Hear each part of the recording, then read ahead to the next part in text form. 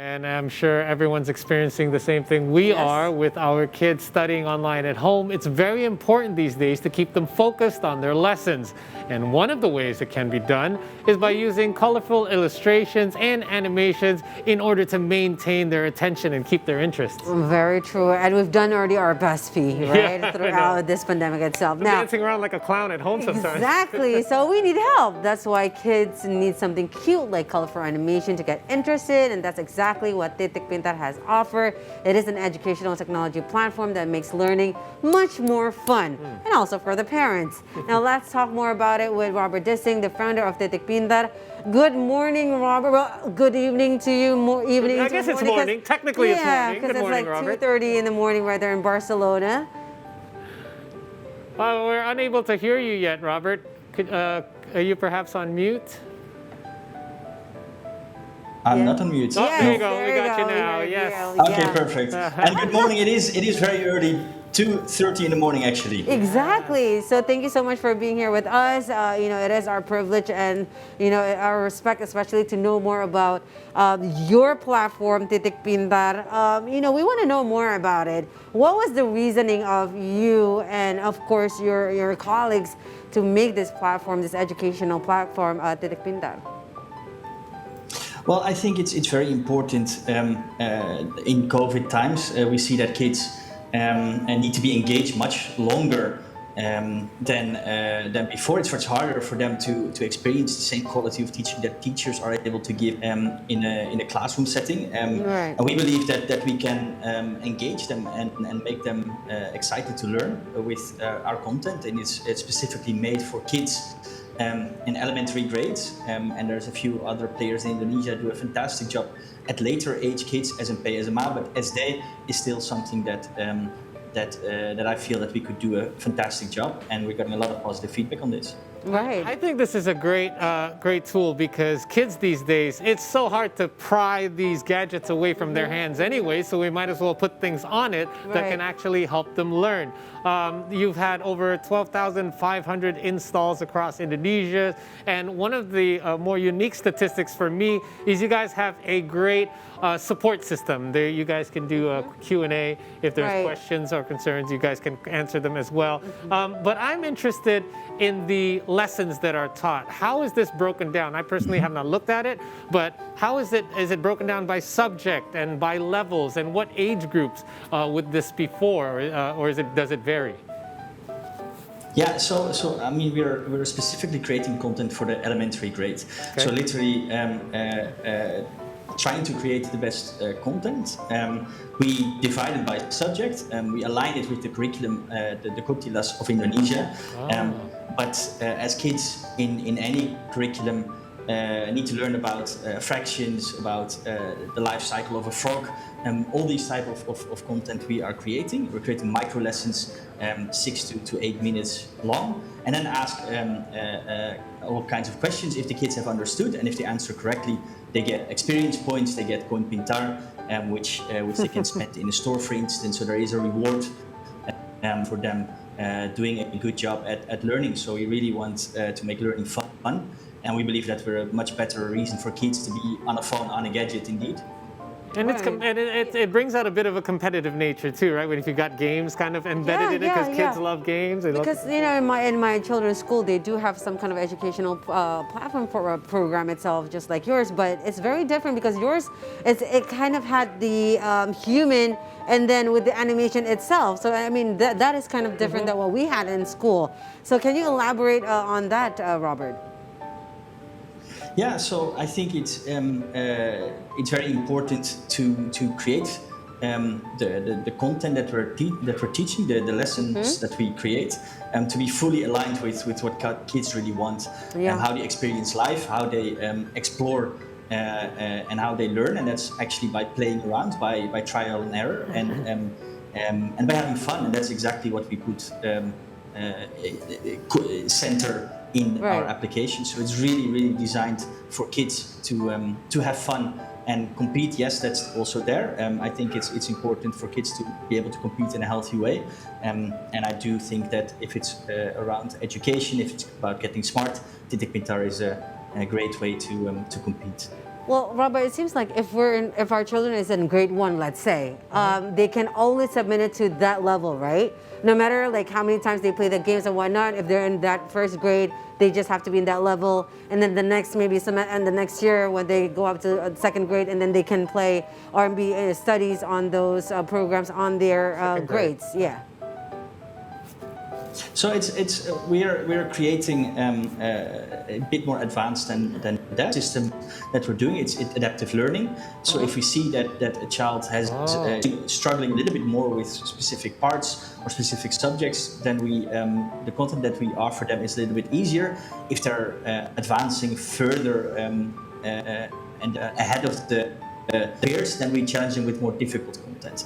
So it's always, we try to be able to challenge the kids on a level that they're able to proceed. If it's too difficult, they get frustrated. If it's too easy, they get bored.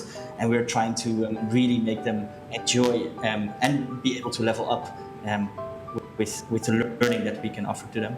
I think that's really important, Robert, because that gives every student a chance to have their own shot at it instead of kind of mainstreaming all of them, especially if somebody's having problems keeping up with the lesson, because kids, if they get problems understanding, they'll just give up, Right. they'll just put it down, and that's the last thing you want.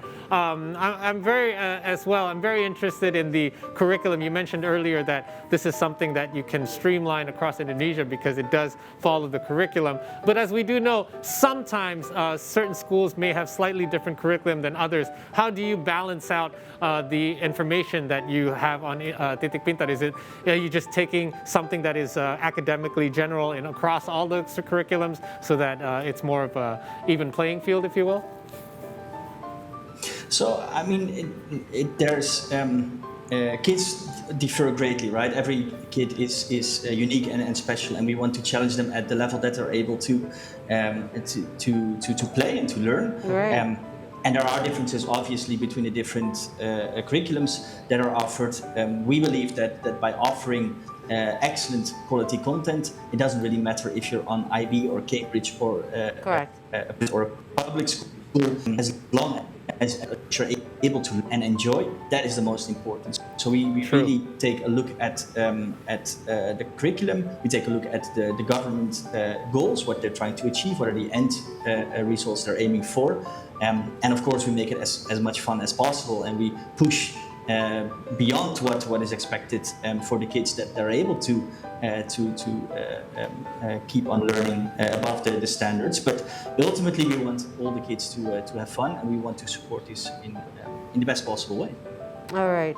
And of course, you also mentioned that, nowadays, especially during the pandemic itself, the kids has to be, intact with their educations and whatnot. So with this Titik Pintar itself, it gives them the fun, and that's all very beneficial for them. So one of the things that I want to know, because there's a lot of online games, where, you collect the coins. Sure. So I suppose right here at Titik Pintar, the kids can also, there's called smart coins. I'm really interested to know, how the students earn these coins and what are they used for?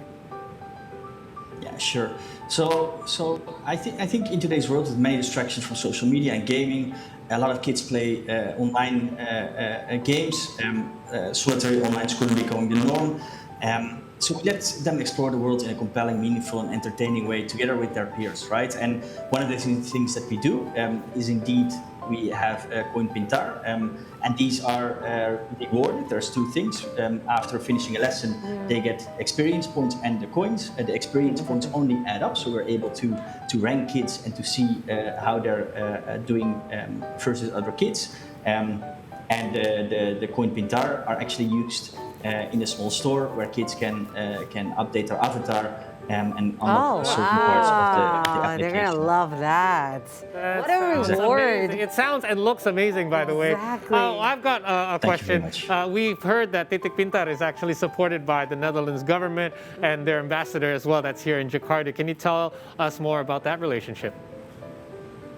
Yeah, so it's actually very very interesting. I'm Dutch, indeed, and the Dutch government supported us with a pilot project a couple of years back, and I was fortunate enough to with the trade mission of the Dutch king to have a short chat with the Dutch king himself. So that was very, very interesting. I get a lot of support from the Dutch embassy, and they've done a fantastic job in helping me figure out the best way forward here in Indonesia.